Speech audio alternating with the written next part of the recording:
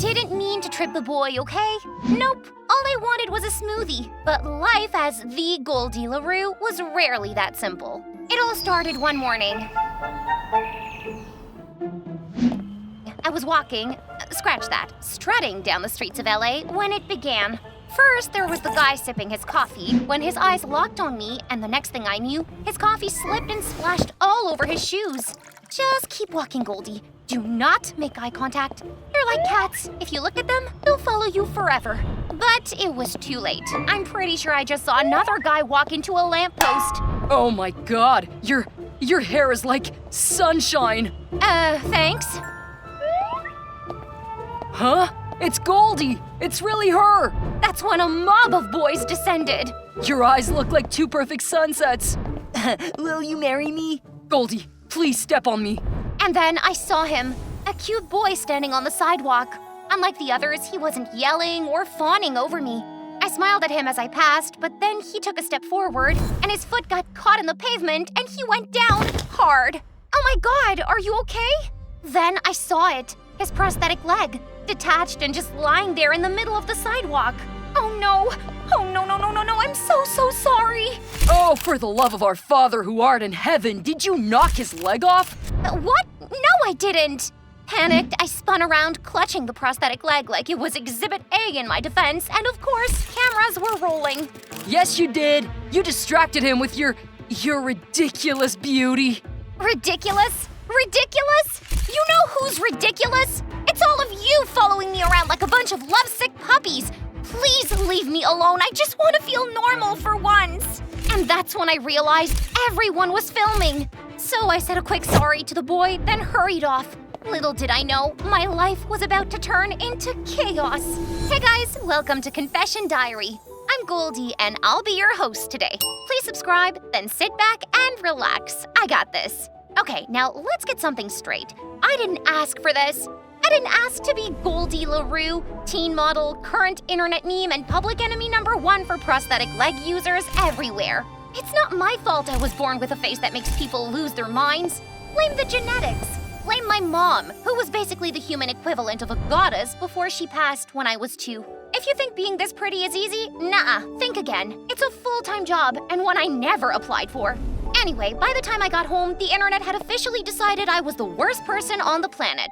Goldie LaRue steals prosthetic legs for fun. Oh, come on! Who even wrote that? But the real fallout came the next morning during breakfast with Daddy Dearest. Goldie, do you have any idea how much work I've put into your career and making you a star? Dad, I didn't ask for a career. I just wanted to make you happy after Mom passed away. That's right. Ever since I was a little girl, I never really cared about my looks or modeling. But after Mom passed away, my dad thought the only way to honor her memory was by turning me into her clone. A few pictures turned into runway shows. Runway shows turned into ad campaigns. And before I knew it, I was Goldie LaRue walking the streets with boys fainting at my feet. Ugh. Well, I am not happy now. And the agency says you need to lay low, so lay low. Sounds perfect for me. What did you just say? You may not be as pretty as your mom was, but I still worked hard to make you famous out of nothing. I can't believe you just said that. You know what, Dad? I quit. Furious, I packed my stuff, then stormed out of the only house I called home. Goldie, you'll regret this. Yeah, well, you'll regret that toupee next time the wind blows. Where are you gonna go anyway? To Grandma's house. And do what? Bake cookies and play bingo? Of course not. I'm gonna join the local high school. I've been telling you I hate being homeschooled. Goldie, your grandma has survived 3 world wars. I don't care. I'm tired of letting you control me. A long flight later, I landed in Nowhereville, and I couldn't be happier. No internet trolls, no crazy fanboys, no controlling dad, just me and my freedom.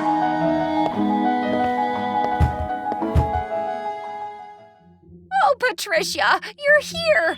No, Grandma, it's me, Goldie. Oh, of course. Come in. I know you're wondering who Patricia is. That's my mom. I miss her so much, Grandma.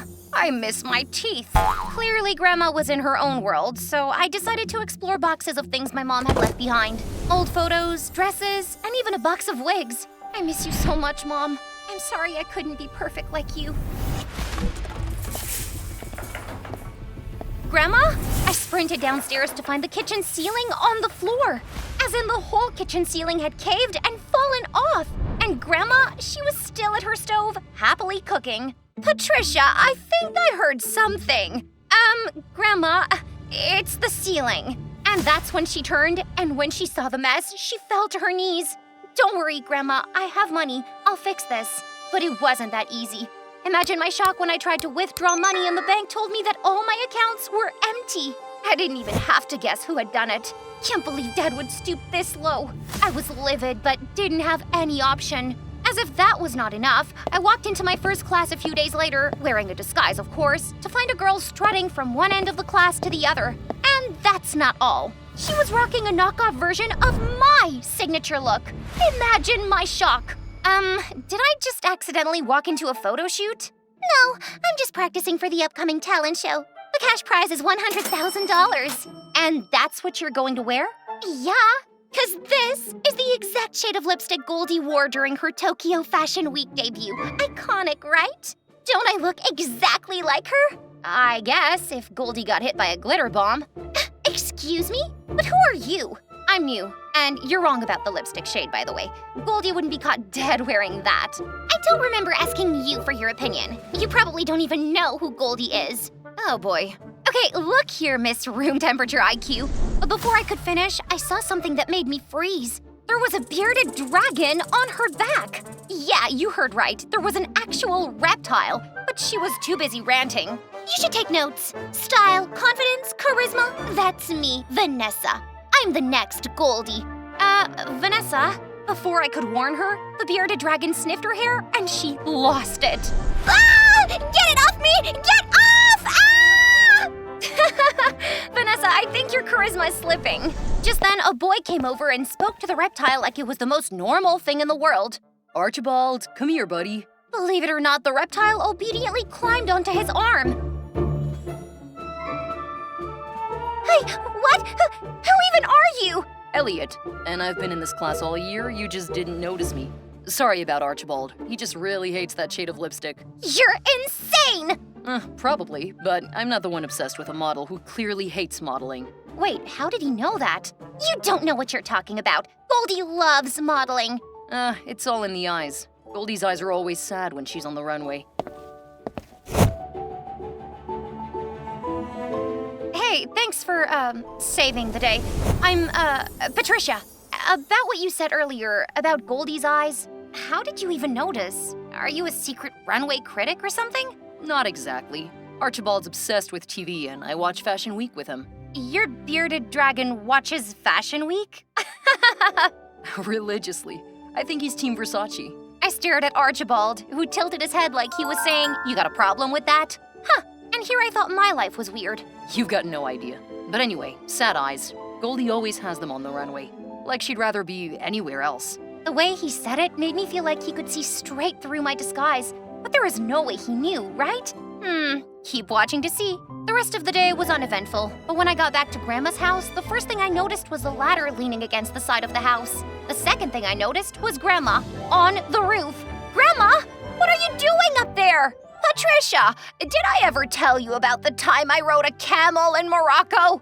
Okay, this is so not the time, Grandma. Please climb down. Such a fuss over nothing. I was just fixing the roof. I don't want water getting on your dress. My dress?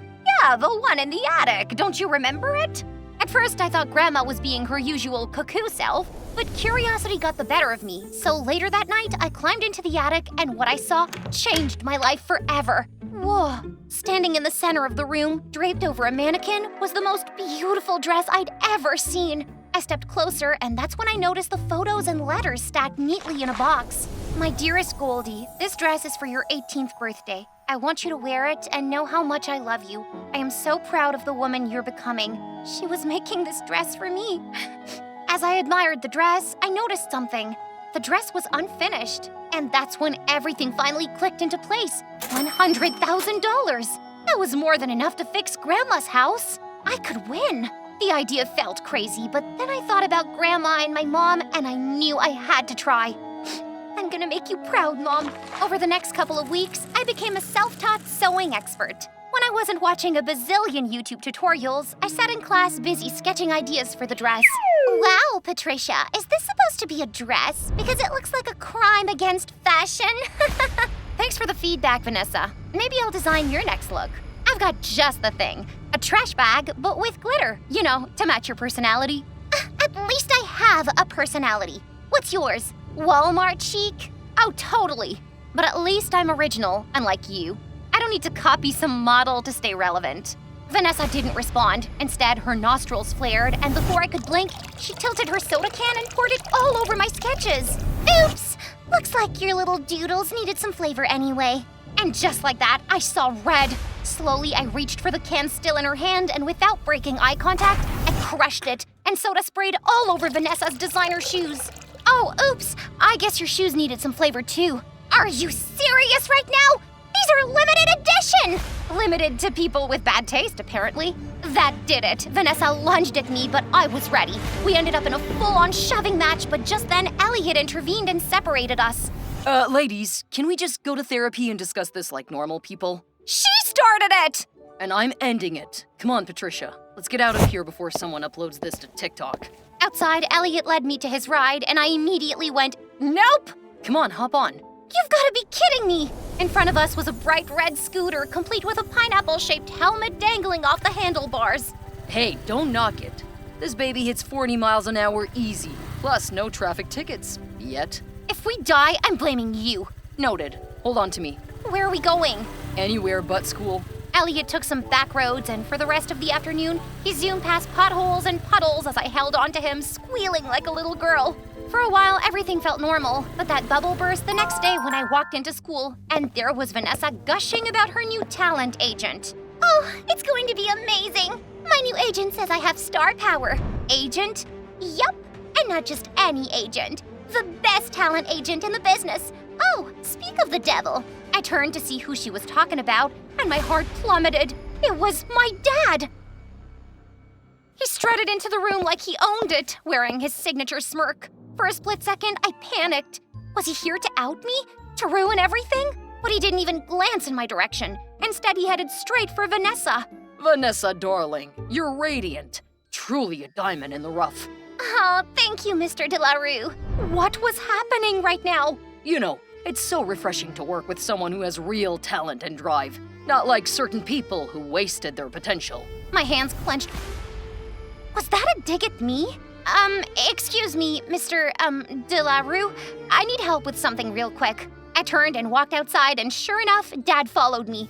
As soon as the door closed behind us, I confronted him. What do you think you're doing? Working. Unlike you, I still have a career. Oh, give me a break.